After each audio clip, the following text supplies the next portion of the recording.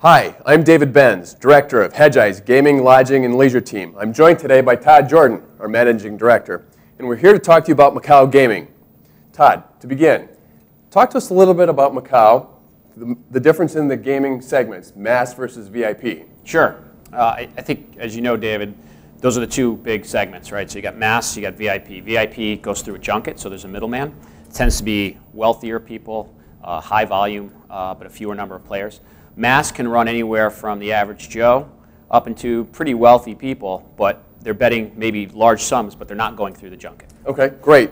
And today we wrote a note talking about the mass segment and what we see as a potential risk to the mass segment. Talk to me about that. Sure. Well, everybody's focused on VIP right now. So VIP is a higher percent of the overall revenue, but it's a lower percent of EBITDA or profits because you have to pay the middleman, so that takes a big slug of your profits out of the mix. But there's been problems with VIP. Some of the junkets are under some pressure from a liquidity standpoint, and we've seen really growth moderate from kind of that 10-15% down to possibly negative this month. So everybody's focused on that. But at the same time, everybody's speaking to how great the mass business is doing. We've had 35-40% monthly year-over-year growth in the mass business, which is great, and that's wonderful, and we actually like that business long term.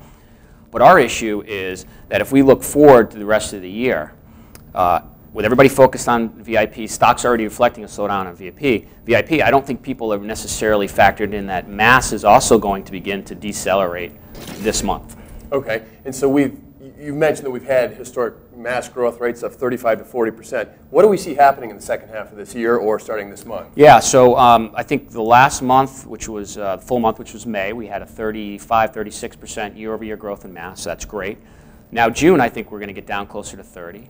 And then we're going to be in the high 20s for the next month. And then by the end of the year, in December, I think we could be 20% year-over-year growth or even below that. Now, that's still a great number if you're looking at it in a vacuum, but we're taking a look at what's happening on the margin, right? And on the margin, when things start to decelerate like that, I think it could have a negative impact on the stocks, particularly when everybody's focused on the problems with VIP while at the same time touting the growth of mass. So it's really a story that's not yet come to light in the marketplace. Right. And so what's the driver of the mass slowdown? Okay, yeah, I mean that's the question, right? So if we look at the comps, they obviously get more difficult because we saw a re-acceleration in mass business last year in the back half of 2013.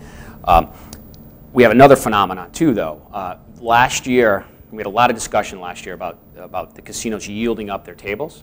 So taking their minimum bets from, say $500 a hand to $1,000 a hand. And they started doing that, really all the casinos, starting in July, really through November. Okay, so we're lapping now. We're coming up to the point where we lap that yielding up of tables. So that makes the comp yet even more difficult. And then finally, the third thing that we're a little bit worried about is, there's a smoking ban that's coming into play. Yes. When they did a partial smoking ban last year, we really didn't see much of an impact. This time around, it seems like the premium mass, so these are the real big, wealthy, but still mass gamblers, sometimes they have their private rooms or private areas. We thought they were going to be initially exempt from the smoking ban, and it looks like the smoking ban will also apply to the premium mass business, which means that these guys have to take breaks. It's an inconvenience for them. Doesn't mean that the business goes away. It just could have an impact. So it's less time at the table. Less time at the table, exactly. Yep. Fantastic. And if we think about the gaming operators, the gaming operators in Macau, who's most exposed to a mass slowdown? Right. So the safety play has been, and this is the consensus call, right? You play the operators that have most of the mass exposure. And we like that call too. We just like it over different duration. We like that over the long term. So LVS is the big mass player out there, right? We love LVS over the long term.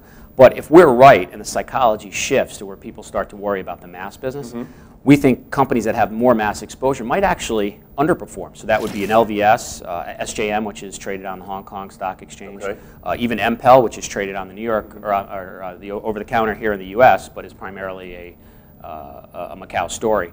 I think those three names are the ones that, on a real contrarian type call, could be at risk on a relative basis. Okay, and who's least exposed?